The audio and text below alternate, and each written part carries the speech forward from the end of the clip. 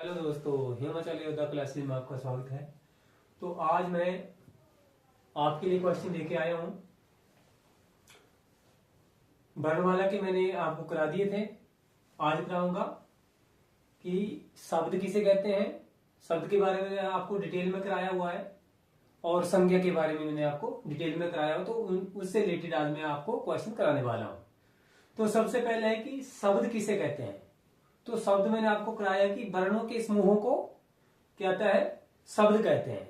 जो वर्णमाला है, यानी जिस प्रकार से पुष्प की माला एक एक फूलों को पिरो के जो है माला बनाई जाती है, उसी तरह से जो है वर्णों के समूह एक एक वर्ण से जोड़ के क्या बन जाता है, वर्णों का समूह को क्या बोलते हैं, शब्द कहते हैं।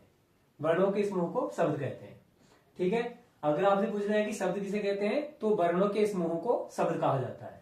आगे है शब्द कितने प्रकार के होते हैं। तो मैंने आपको बताया था कि शब्द दो प्रकार के होते हैं, सार्थक और निरर्थक। जैसे सार्थक,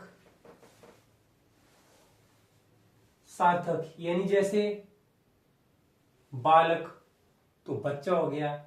निरर्थक जिसका कोई अर्थ नहीं है, ही, तथा, और। ठीक है, उत्पत्ति के आधार पर शब्दों के भेद। अब इनमें से कोई ना क्वेश्चन आपको फंसेगा, या तो आपसे पूछ लिया जाएगा शब्द के कितने भेद हैं, शब्द किसे कहते हैं, ठीक है, या शब्द कितने प्रकार के होते हैं। अगर पूछा जाए शब्द कितने प्रकार के, दो प्रकार के, सार्थक और निरर्थक। अगर पूछा कि उत्पत्ति के आधार पर शब्दों के भेद, तो क्या है, चार है, तत्सम, तत्भव, देशज और विदेशज। ठीक है, उत्पत्ति के आधार पर चार है, ठीक है, और शब्द के प्रकार दो है। उत्पत्ति के आधार पर शब्दों के चार भेद है, तत्सम, तद्भव, देशज और विदेशज। आगे है अर्थ की दृष्टि से शब्दों के कितने भेद है।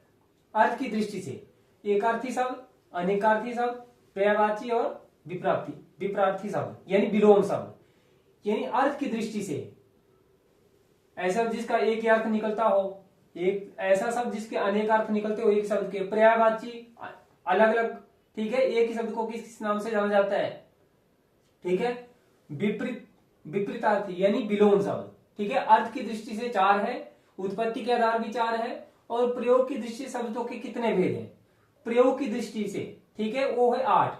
आपकी संज्ञा, सर्वनाम, क्रिया विशेषण, विशेषण और संबंध बोधक, समुचय बोधक और विस्मय बोधक। ठीक है, प्रयोग की दृष्टि से आठ, अर्थ की दृष्टि से चार, और उत्पत्ति के आधार शब्दों के चार भेद है। अब आगे आता है रचना की दृष्टि से शब्दों के कितने भेद है। एक क्वेश्चन पक्का आएगा ही आएगा, इसमें से एक पक्का पूछा जाएगा आपसे। रचना की दृष्टि से शब्दों के कितने भेद है, तो कौन से, तो तीन है, यौगिक है, योगरूढ़ है और रूढ़ शब्द है। ठीक है, यौगिक शब्द जैसे पाठशाला, पाठशाला, ठीक है, तो क्या है, यानी दो शब्दों के मेल से यौगिक शब्द बन रहा है, उसका अर्थ निकल रहा है। ठीक है, रूपांतर की दृष्टि से शब्दों के कितने भेद है, रूपांतर की दृष्टि से तो कितने हैं, दो भेद है। मैंने लिखा भी साफ साफ में कि कौन कौन से है, विकारी शब्द है और अभिकारी शब्द है। रूपांतर की दृष्टि से दो, विकारी और अभिकारी। विकारी शब्द होता है जिसमें क्या हो, जिसमें परिवर्तन हो, और अभिकारी शब्द होता है जिसमें कोई परिवर्तन ना हो। विकारी जैसे लड़का लड़की, बालक बालिकाएं, ठीक है, घोड़ा घोड़े, ठीक है, परिवर्तन हो रहा है। और अभिकारी शब्द जिसमें परिवर्तन ना हो, जैसे ही है, और है, तथा है, अतएव है, ये सारे क्या है, अभिकारी है, इसमें परिवर्तन नहीं होता है। ठीक है, वो अभिकारी शब्द है। आगे आता है यौगिक शब्द, रचना के कितने प्रकार, यौगिक शब्द रचना के कितने भेद है, तो क्या है, चार है, उपसर्ग है, प्रत्यय है, उपसर्ग और प्रत्यय दोनों है, और शब्द है। उपसर्ग प्रत्यय, दूसरे में उपसर्ग और प्रत्यय दोनों, और लास्ट में शब्द है। ठीक है, यौगिक शब्द रचना के कितने प्रकार हैं, तो चार है। आगे बुढ़ापा किस प्रकार की संज्ञा है। बुढ़ापा जैसे मैंने आपको संज्ञा के बारे में संज्ञा के बारे में आपको पढ़ाया है, तो बुढ़ापा किस प्रकार की संज्ञा है। ठीक है, ये जातिवाचक संज्ञा है, या व्यक्तिवाचक संज्ञा है, या भाववाचक संज्ञा है, या इनमें से कोई नहीं है। देखो जातिवाचक, जातिवाचक क्या है, जैसे जातिवाचक है, जैसे मैंने बोल दिया आम, तो या मैंने बोल दिया नदी, तो ये जातिवाचक क्योंकि नदियां कई प्रकार की होती है। अगर मैंने बोल दिया गंगा नदी, सतलुज नदी, तो क्या है, व्यक्तिवाचक है। ठीक है, तो व्यक्तिवाचक, अगर नाम ले लिया तो व्यक्तिवाचक है, अगर नाम नहीं लिया तो वो जातिवाचक है। जैसे आम, तो आम कई प्रकार के होते हैं, कई वैरायटीज होती है। ठीक है, तो इसका क्या है, बुढ़ापा ही नहीं, बुढ़ापा ये भाववाचक संज्ञा है। क्या है, भाववाचक संज्ञा बुढ़ापा। ठीक है, व्युत्पत्ति के आधार पर संज्ञा के कितने भेद हैं? संज्ञा, ये संख्या लिखा है, व्युत्पत्ति के आधार पर संज्ञा के कितने भेद हैं? तो कितने हैं? 3। ठीक है, व्युत्पत्ति के आधार पर संज्ञा के 3 भेद हैं। ठीक है, अर्थ की दृष्टि से 5 है। हिंदी में शब्दों का लिंग निर्धारण किसके आधार पर होता है? हिंदी में शब्दों का लिंग निर्धारण किसके आधार पर होता है? ठीक है, लिंग निर्धारण क्योंकि संज्ञा के ऊपर होता है। ठीक है, ये जो हाईलाइट मैंने किया है, ये क्या है, ये इसका आंसर है। संज्ञा, सर्वनाम, प्रत्यय, क्रिया, शब्दों का लिंग निर्धारण संज्ञा के आधार पर।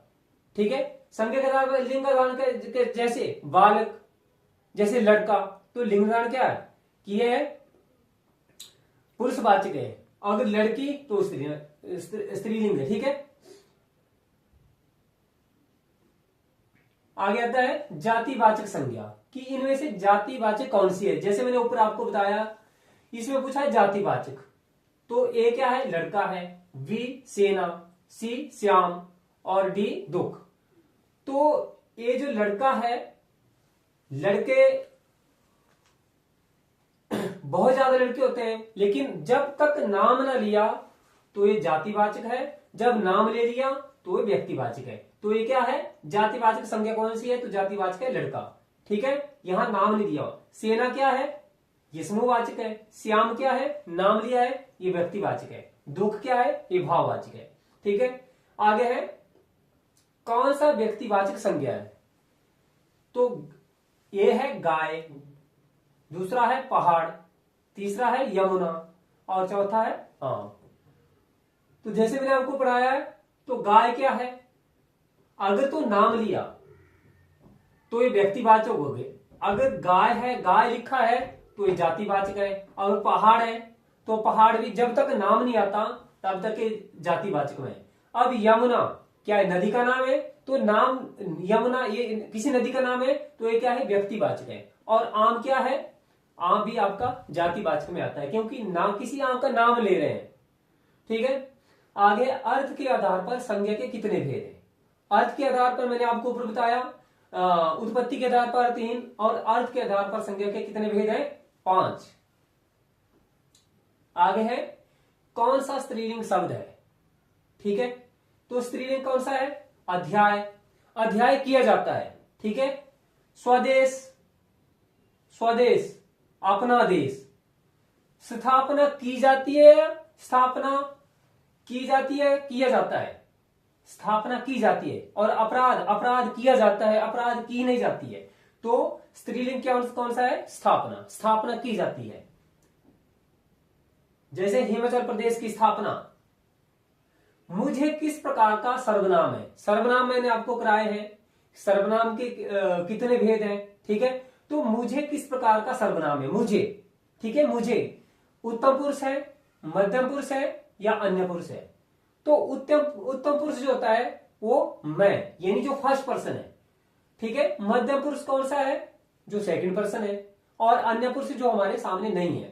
तो इसमें क्या पूछा गया कि मुझे किस प्रकार का जो है सर्वनाम है? तो ये है उत्तम पुरुष, यानी मुझे, यानी अपनी बात कर रहा है, ये उत्तम पुरुष है। आगे सर्वनाम के कितने भेद है? सर्वनाम के भेद कितने हैं? तो मैंने आपको कराया है कि सर्वनाम के कितने भेद हैं? 6 भेद है। ठीक है,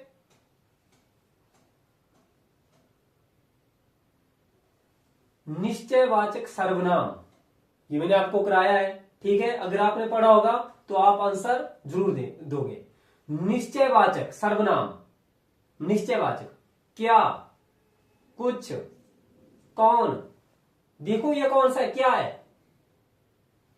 क्या, कुछ, कौन, ये प्रश्नवाचक है। और कुछ अनिश्चयवाचक है। यह यानी सामने को चीज है कि जैसे वो, यह मेरी पुस्तक है, यह मेरी पेन है, यह मेरी घड़ी है। तो यह क्या है, ये निश्चयवाचक है, क्योंकि यह यानी किसी चीज की ओर इशारा कर रहा है कि यह मेरी घड़ी है, यह मेरी बहन है, यह मेरी माता है, यह मेरा पिता है। ठीक है, तो ये क्या है, निश्चयवाचक है। यह क्या है, निश्चयवाचक है। आ गया संबंधवाचक सर्वनाम, ये आपको कराया हुआ है। संबंधवाचक, कोई, कौन, वह या जो। संबंध, जो करेगा सो भरेगा। यदि तुम परिश्रम करते तो पढ़ जाते, यदि तुम परिश्रम करते तो पास हो जाते। ठीक है, अगर तुम जल्दी उठते तो स्कूल टाइमली पहुंच जाते। तो ये क्या है, ये संबंध हो रहा है। तो आज मैंने आपको शब्द से रिलेटेड और संज्ञा से रिलेटेड जो है क्वेश्चन कराए।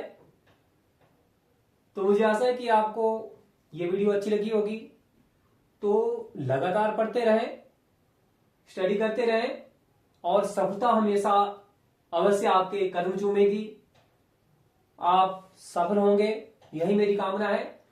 तो चैनल को सब्सक्राइब करो, लाइक करो, शेयर करो। धन्यवाद।